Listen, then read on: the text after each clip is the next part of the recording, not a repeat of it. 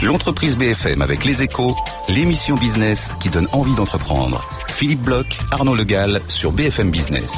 Bonjour à toutes et à tous, bienvenue dans cette nouvelle édition de l'entreprise BFM. Vous le savez, l'émission qui vous donne envie d'entreprendre chaque semaine avec mon ami Arnaud Legal. Bonjour Arnaud. Bonjour mon cher Philippe. Arnaud qui a le dos un peu fatigué, mais on va quand même vous donner de l'énergie et de l'enthousiasme avec un nouvel invité, grand témoin de la semaine, Annie Combel, présidente de InSpirit, que vous nous présenterez, Arnaud, dans quelques instants.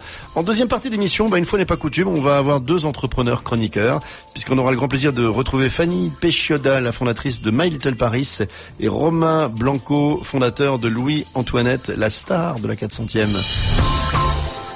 Arnaud, j'évoquais Annie Combel, présidente de InSpirit, un nom qui ne dit pas grand-chose au grand public. Non, très discrète, trop discrète, mais un vrai role model, un vrai exemple à suivre, comme le diraient les anglo-saxons. Parce qu'on dit souvent que les femmes ne s'engagent plus dans les carrières scientifiques en France. On dit aussi qu'elles ne sont pas assez nombreuses à la tête des entreprises. Et pour paraphraser une certaine publicité, préjugée, est-on tenté de dire en accueillant Annie Combel, parce que elle incarne près de 35 ans d'expérience, d'expertise, d'excellence, notamment dans le management de systèmes informatiques, le développement de ces systèmes et le conseil aux entreprises pour leur transformation technologique. Un brillant sujet, diplômée de Sup Aéro, elle a commencé sa carrière comme chef de projet à la Sfena, je parle sous son contrôle, j'ai retrouvé ça effectivement sur certaines tablettes, où pendant 10 ans elle a exercé des responsabilités dans le développement du pilote automatique des Airbus. Je crois qu'il y a un certain nombre des solutions que vous avez développées, chère madame, qui volent encore aujourd'hui dans certains des plus récents avions de la famille. Elle a ensuite poursuivi une brillante carrière de manager salarié, rejoignant Thomson CSF dans un poste où elle s'occupait de la professionnalisation des développements de systèmes de logiciels. Elle a ensuite pris la direction de CISI Ingénierie à Paris, qui était une filiale informatique du CEA. Et puis en juillet 89, c'est le basculement dans le monde de l'entrepreneuriat. Elle décide de créer un cabinet de conseil en technologie de l'information. Il s'appelait Objectif Technologie. 10 ans plus tard, elle le revient à QLabs, qui était une filiale d'Ericsson. Elle devient présidente de la nouvelle structure. Puis en 2006, c'est DNV qui acquiert la structure en question. Elle devient alors membre du comité exécutif de DNV. Ça lui vaut un déplacement, une mutation, un transfert à Oslo. Et puis en juillet 2011, à la suite d'un MBO, elle reprend le contrôle du groupe DNV IT qui devient InSpirit. La suite, c'est la success story qui va nous occuper aujourd'hui. Une success story avec des activités en France, en Hollande, en Italie, en Asie, peut-être d'autres pays d'ailleurs qui m'échappent dans l'instant. Et puis un métier, un accompagnement notamment de grandes entreprises dans leur révolution digitale. Elle va nous expliquer ce que cela représente effectivement, que ce parcours, et comment aussi elle garde du temps pour rester une militante de l'entrepreneuriat et de l'entrepreneuriat au féminin en particulier. Merci Arnaud, bonjour Annie Combel. Bonjour. Alors moi, ce qui m'intéresse, c'est le basculement. Après des années de salarié, c'est toujours ça qui m'amuse. Qu'est-ce qui fait que tout d'un coup, on se lance dans le vide ?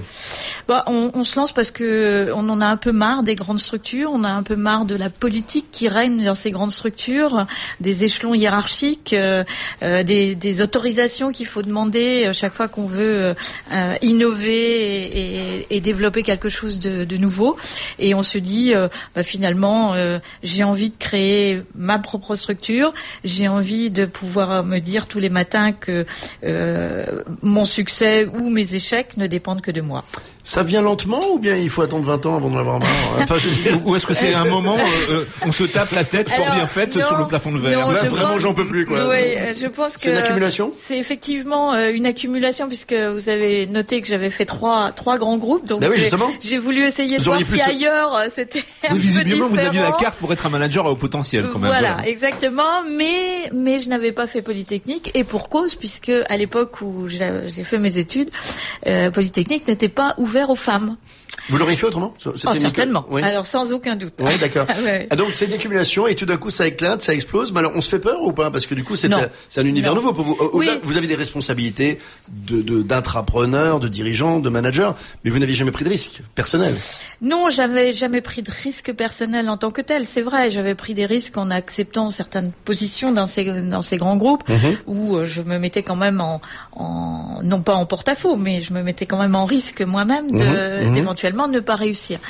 Je noterai, je vous ferai remarquer que j'ai créé dans un domaine, le conseil, où il n'y a pas d'énormes investissements. Ni de risques majeurs.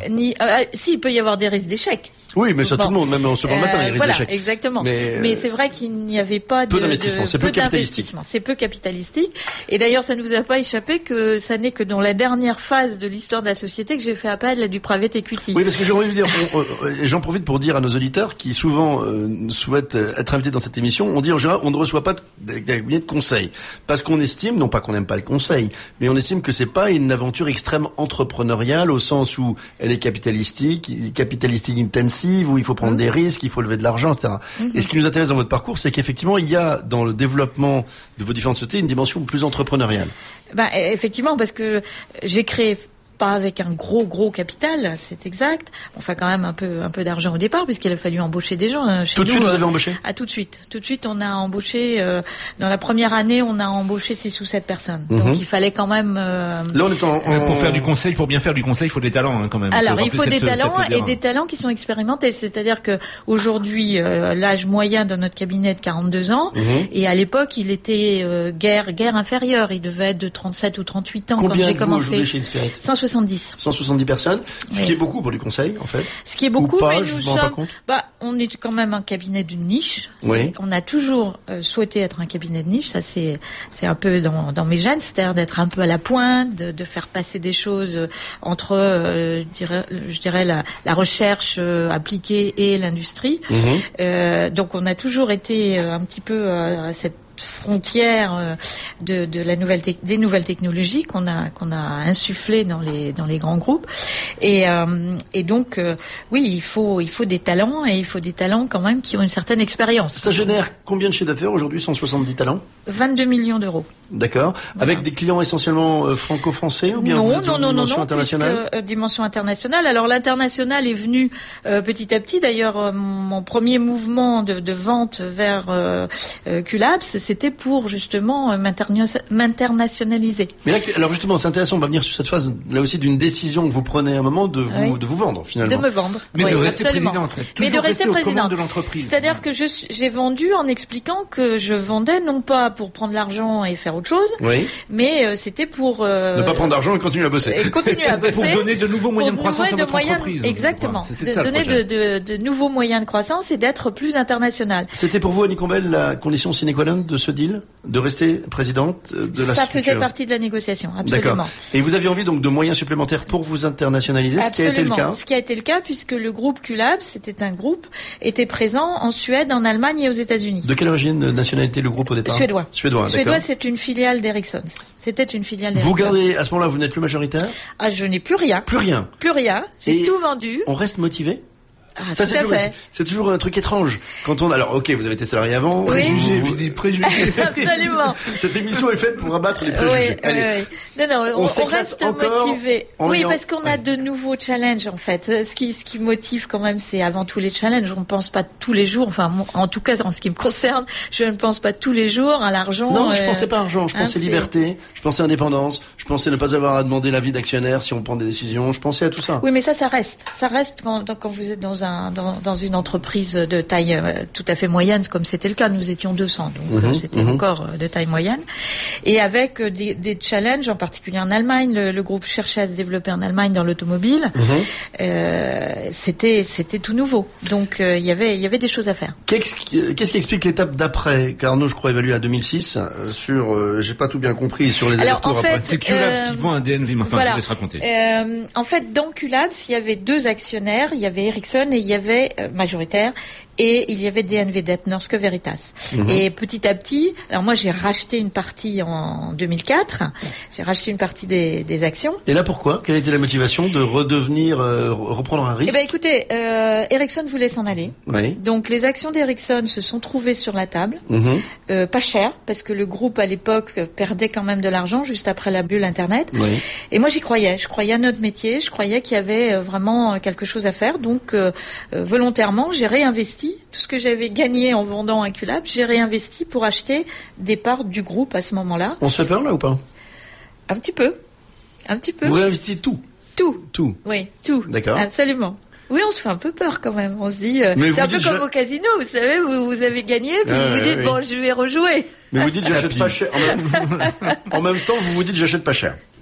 Alors, j'achetais pas cher, mais le groupe faisait des pertes, donc il fallait remonter la pente. Ce que nous avons fait en l'espace de 2 ans à peine. Là, ça veut dire que vous avez une plus grande liberté dès lors que vous redeveniez actionnaire pour prendre des décisions qui n'ont pas été prises avant? Bien sûr. C'est intéressant, sur diriger l'entreprise. Si vous voulez, j'ai rationalisé.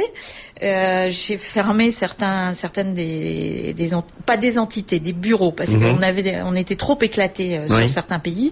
Donc on était sous critique en taille. Donc j'ai recentralisé. Et puis j'ai eu droit aussi à des Allemands qui ne voulaient pas d'une Française à la tête et qui ont démissionné en bloc. J'ai eu quelques... Parmi le personnel. Ah oui, parmi le personnel. Racontez-nous, les Allemands n'aiment pas les Français. Puis les femmes surtout, il y avait un petit côté non. Vous leur faisiez peur. Voilà, je leur faisais peur, et donc un beau matin, en arrivant. Femme française et ingénieur, c'était trop pour les Allemands.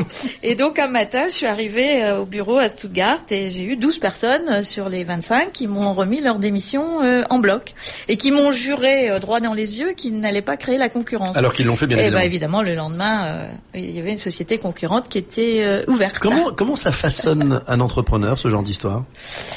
Ça façonne au sens... moi, je suis quelqu'un qui fait confiance énormément aux gens. Et donc, on s'en trahit. On s'en trahit. Il n'y a rien de pire. Il n'y a rien de pire. Et je vous raconterai un deuxième épisode qui vient de se terminer. Après la pause, gardons du suspense. Voilà. Gardons du suspense. Où de nouveau, j'ai eu l'impression d'être trahi. Et du coup, je fais toujours un peu attention à ça. On a tendance à considérer que le monde qui vous entoure, c'est que ça n'est plus que des salauds. Et c'est un peu dommage. On passe de tout confiance au tout méfiance, et on se dit il faut border ici, il faut border là. C'est le cas actuellement, vous êtes devenu méfiante? Non, je suis arrivée à prendre du recul quand même, mais c'est vrai que sur le moment, j'étais un peu remontée. Alors, Annie Combel, on marque une pause. Je rappelle que vous êtes la présidente de InSpirit, et juste après la pause, vous nous livrerez cette nouvelle trahison et la façon dont vous êtes sortie victorieuse. Restez avec nous sur BFM Business, à tout de suite. L'entreprise BFM avec Les Échos, l'émission business qui donne envie d'entreprendre. Philippe Bloch, Arnaud Le Gall sur BFM Business. Allez, on poursuit la découverte du parcours d'entrepreneur d'Annie Combel, présidente d'InSpirit. Annie, j'ai hâte de savoir cette deuxième trahison récente, disiez-vous en plus, et comment vous l'avez surmonté sans, pour autant, on l'évoquait juste avant la pause, tomber dans la méfiance systématique. Alors la deuxième grande trahison a eu donc lieu entre fin 2013 et début 2014. Donc vous avez souligné que nous étions ressortis du groupe DNV par un MBO en 2011. Et pour moi, c'était aussi l'occasion de penser transmission de l'entreprise, puisque un jour, je vais quand même m'arrêter de me pencher sur InSpirit pour faire d'autres choses que je n'ai pas pu faire pendant toute cette vie d'entrepreneur. Et donc il m'avait semblé normal d'associer à ce MBO les managers que j'avais fait grandir depuis 15 ans à mes côtés. Vous aviez combien de personnes en tête? On se rend compte dans un groupe de 170 personnes, 5 personnes. 5 personnes.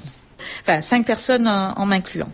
Donc, à l'occasion de ce MBO, donc je gardais la majorité et j'ai fait donc entrer un private equity, et puis les 4 autres managers, qui ont investi à la hauteur de ce qu'ils pouvaient investir. Rien n'a été forcé ni chuchoté avant qu'ils ne décident eux-mêmes.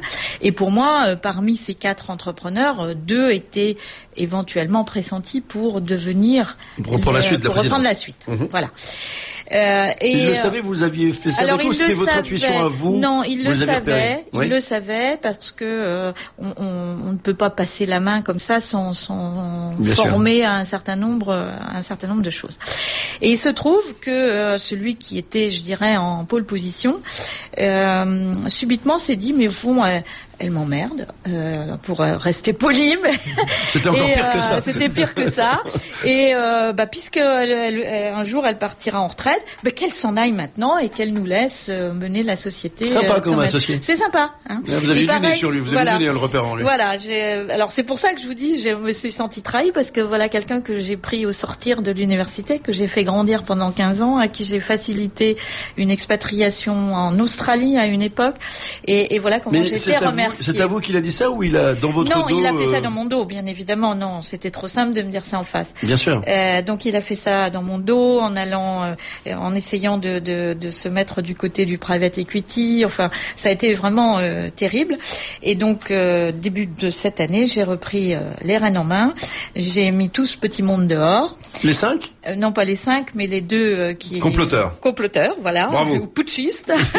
les deux frondeurs devenus putschistes. Voilà, donc je les ai gentiment... on parle vrai ce matin. Hein, voilà. On raconte la vraie vie. Je les ai gentiment... invités à sortir. Bon, ça m'a... Vous leur avez acheté ça m'a coûté un peu d'argent, oui, mais enfin bon... La liberté n'a pas de prix. Voilà. Exactement, et j'ai complètement réorganisé le groupe. J'ai donc repris les rênes, j'ai fait entrer du sang neuf, et depuis le mois de mai, j'ai recruté 15 personnes quand même. Mais ça vous arrange pas, parce que vous voulez plutôt prendre du champ, vous, donc du coup vous replongez. J'ai recruté mon successeur. Ça y est, vous l'avez repéré. Voilà, ça y est. Vous êtes sûr du coup ce coup-ci? On n'est jamais sûr à 100%, que voulez-vous. Mais... Alors c'est intéressant parce que on traite pas souvent ce type de sujet dans cette émission. Là, on a un cas d'école. Quels sont donc oublions la trahison, oublions tous ces éléments dont je conçois qu'ils soient très désagréables. Mais qu'est-ce qu'on se dit après? Quel est le bon profil, compte tenu de mes expériences, compte tenu de la vision que j'ai de mon entreprise, des valeurs qu'elle porte, de ce que j'ai incarné, de ce que je n'incarnerai plus? Quel est le mix qui fait qu'à un moment on cherche la pépite et comment on la trouve? Alors, en ce qui me concerne, j'ai cherché quelqu'un d'intelligent. Alors, vous me direz, c'est un peu normal. Il vaut mieux. Voilà, donc quelqu'un d'intelligent, quelqu'un d'un peu atypique, et il a effectivement un profil assez atypique. Je peux malheureusement pas vous en dire plus. On vous demandera pas, parce que c'est quelqu'un qui a un background très scientifique et qui ensuite n'a fait que de la vente. Donc, il y a une alliance entre... que vous aimez bien, alors. Voilà, que j'aime bien. C'est quelqu'un aussi qui est très humain, et ça c'est important pour moi parce que j'estime qu'on n'a pas à être des horreurs de patron avec ses salariés, et que au contraire il faut les faire grandir. Pour moi ça a toujours été mon objectif, c'est faire grandir mes salariés. Vous l'avez trouvé comment? Par chasse de tête ou bien le coup de peau, par des copains qui vous ont dit? Par réseau. Par réseau. Ouais. Je viens de faire appel à de la chasse effectivement sur certains postes, et j'ai été très déçue de la façon dont les chasseurs travaillent. Pour eux, le principal c'est qu'ils vous trouvent quelqu'un à mettre à la place. Oui, qui évite des honoraires, oui. Voilà, exactement. Qu'il y ait rapidement. Voilà, exactement. Mais ils ne s'intéressent pas à la capacité de la personne à éventuellement grandir pour prendre la place, même s'il n'est pas aujourd'hui prêt à la prendre. Il faut combien de temps pour s'inscrire dans votre sillage? 6-8 mois. Ah, c'est court. Arnaud? Mais il y a quand même une dimension importante quand il s'agit de passer le flambeau, de transmettre le flambeau à la tête d'une entreprise de conseil. C'est que souvent une entreprise de conseil, elle est très incarnée par sa dirigeante, en particulier quand la dirigeante est fondatrice. Et c'est pareil quand c'est un fondateur. À tel point d'ailleurs que c'est souvent un problème dans la valorisation des entreprises au moment de cette transmission. Mais laissons ce cas-là de côté puisque c'est pas véritablement le scénario. Mais comment est-ce c'est quand même un scénario parce que le MBO il va arriver à sa sortie. Nous sommes juste en plein milieu, je dirais, de la durée. Donc, il faut surtout que j'ai disparu à ce moment-là. Sinon, je ne disparaîtrai jamais. Alors, effectivement, et donc il y a cet enjeu-là vis-à-vis de vos partenaires, de la communauté financière qui vous entoure. Il y a aussi un enjeu important vis-à-vis de vos clients, parce que ils ont toujours connu un InSpirit avec une Annie Combel à sa tête. Comment est-ce qu'on prépare le terrain? Comment est-ce qu'on prépare et on gère cet aspect à la fois très rationnel, mais aussi très émotionnel des choses? Oui, alors c'est vrai, vous dites les clients ont toujours connu une Spirit avec Annie Combel à sa tête. Mon épisode Oslo, je ne sais pas comment on dit d'ailleurs, enfin norvégien, de DNV, où j'étais beaucoup en Norvège et très peu en France, les a habitués à ne plus me voir systématiquement en première ligne. Donc d'un mal n'est un bien aujourd'hui. Voilà. Exactement. D'un mal est un bien. J'aimerais revenir sur le ras-le-bol là que vous avez des grandes entreprises, puisque vous êtes un petit peu, alors vous n'êtes pas du tout en fin de carrière, mais on voit bien que vous êtes un peu bientôt à la fin d'une histoire avec InSpirit, qui vous a appris plein de choses sur le monde de l'entrepreneur. Tout à fait. Ses joies, ses peines parfois aussi, j'imagine, ses trahisons, ses rebonds, etc. Qu'est-ce que vous diriez à tous les cadres d'entreprise qui s'interrogent justement comme vous à l'époque sur faut-il y aller ou pas, quels sont les risques, quels sont les plaisirs, avec le recul? Je profite de cette expérience puisque vous le dites très très humblement, je suis à la fin de quelque chose et au début d'autre chose. Qu'est-ce qu'il faut retenir et qu'est-ce qu'il faut leur dire? Il faut retenir qu'il faut toujours oser aller jusqu'au bout de ses passions. Je pense que sans passion, on ne fait rien. Et si on n'ose pas, on regrette et c'est encore pire. c'est pire que d'oser et d'échouer. Quel que soit le risque. Quel que soit le risque. Quel que soit l'âge. Quel que soit l'âge. Quel que soit le moment de sa vie ou de son parcours professionnel. Ouais. Alors par contre, je dirais, et c'est vrai pour les hommes comme pour les femmes, on a tendance à dire oui, les femmes n'entreprennent pas, ou si elles entreprennent, c'est un projet familial, etc. Bon, il y a un peu de vrai, mais c'est pas la grande majorité. Mais je pense que pour les hommes comme pour les femmes, quand on se lance dans une entreprise comme celle-là, il faut être un peu comme l'alpiniste qui ne bouge que un point d'appui à la fois. C'est-à-dire qu'il ne faut pas que si on est en couple, que les deux prennent des risques au même moment. Bien sûr. Il faut essayer de balancer trop de danger. Voilà, c'est quand même pas terrible. C'est quand même pas terrible. Vous étiez d'ailleurs soutenu par votre conjoint ou... Alors mon mari m'a toujours soutenu. Il a entrepris lui-même quand moi j'étais dans des périodes plus calmes. Donc nous avons. Vous êtes deux entrepreneurs. On est deux entrepreneurs, voilà. Mais pas au même moment. Mais pas au même moment. Vous n'avez pas pris vos risques au même moment. Non, on n'a pas pris nos risques au même moment. Quand l'un était un peu moins en risque, l'autre y allait. Exactement. Voilà un bon équilibre, Arnaud. Ouais. Juste pour revenir sur ce que vous évoquiez, savoir la difficulté quand encore aujourd'hui un certain nombre de femmes et de femmes de talent à entreprendre. Vous êtes très engagé, hein, vous faites partie du comité exécutif, je crois, des Journées de l'entrepreneur. Vous êtes engagé également dans WBMI. Dans des organisations effectivement qui tentent à favoriser l'émergence de managers féminins. Qu'est-ce que vous leur dites? Quel constat dressez-vous effectivement de la situation et qu'est-ce que vous leur dites pour essayer de le fracasser, ce fameux plafond de verre? Écoutez, toutes les maintis que j'ai eues jusqu'à présent, ou les entrepreneurs femmes que j'ai accompagnées. Mais c'est du mentorat. C'est du mentorat. C'est de l'esprit du mentorat. Voilà, exactement. On passe environ les 6 premiers mois de notre accompagnement à leur donner confiance en elles et à leur montrer que leur projet, il est super. Qu'elles ont fait déjà un parcours extraordinaire, mais elles ne veulent pas le reconnaître. Elles se dénigrent en permanence. Elles pensent qu'un homme aurait fait mieux. Donc on est encore dans un imaginaire collectif terrible et c'est ça qu'il faut combattre avant tout. Parce que les femmes sont tout aussi talentueuses que les hommes et vice-versa. Une question, on avait avec nous il y a quelque temps des jeunes entrepreneurs qui montrent qu'il y a une énergie entrepreneuriale formidable en France. Est-ce que vous trouvez que la France change là-dessus? Est-ce que celle que, non pas que vous allez quitter parce que vous n'êtes pas du tout en train de la quitter, mais celle que vous avez vécue et celle qui est celle d'aujourd'hui, est-elle la même en termes d'esprit d'entreprendre? Non, je suis d'accord qu'on fait des tas de choses pour les nouveaux entrepreneurs. Il y a quand même des incubateurs de plus en plus au niveau des écoles, mais même en dehors des écoles. Et je pense qu'on regarde beaucoup plus les entrepreneurs comme le futur de ce pays, et c'est très bien. Et je pense qu'il faut qu'ils en profitent tous, parce que c'est merveilleux. Dernière question, parce qu'on est près de la pause, une nouvelle pause, et de la deuxième partie de notre émission. Quand on commence à prendre du recul, est-ce qu'on a encore la vision? Est-ce que on se dit c'est plutôt les autres et les suivants qui vont la mettre en œuvre? Comment on gère cette période au moment où on sait qu'on va partir? Vous disiez vous-même, il faut que je sois parti avant la fin du MBO. Donc c'est quand même terrible de se dire, en gros, aller dans c'est à la fois très bien et très excitant. Ouais. Mais comment on gère en termes de légitimité, de vision, d'envie de l'avenir? Je pense qu'on peut regarder son tracé derrière soi et se dire d'une part on n'a pas démérité, on a fait des choses intéressantes, et puis il y a tellement de choses qui bougent encore dans le monde auxquelles on peut participer. Je pense qu'on ne s'arrête jamais quand on est entrepreneur. Mais la vision, vous commencez à la partager avec ceux dont vous pensez qu'ils vont prendre la suite? Absolument. Et vous évoquez votre départ en toute transparence avec eux, bien évidemment. Tout à fait. C'est important. Si jamais il y avait une dernière trahison, vous le vivriez comment? J'avais 203, c'est ça? Je vous le souhaite pas, mais il paraît que c'est un vieux truc français. Oui, il paraît que c'est un vieux truc français. Je pense qu'on on se blinde quand même, petit à petit, on se blinde. Ouais. C'est normal. Béton recouvert de téflon. Voilà. Merci infiniment Annie Combel de nous avoir fait connaître une entreprise effectivement que peu de gens du grand public connaissent en tout cas. InSpirit qui s'écrit INSPEARIT. C'est bien ça? Oui, absolument. Merci infiniment. Vous restez avec nous pour la deuxième partie de notre émission. Merci. Dans laquelle on accueille 2 entrepreneurs chroniqueurs qui nous font l'amitié de nous rejoindre régulièrement. Fanny Péchioda.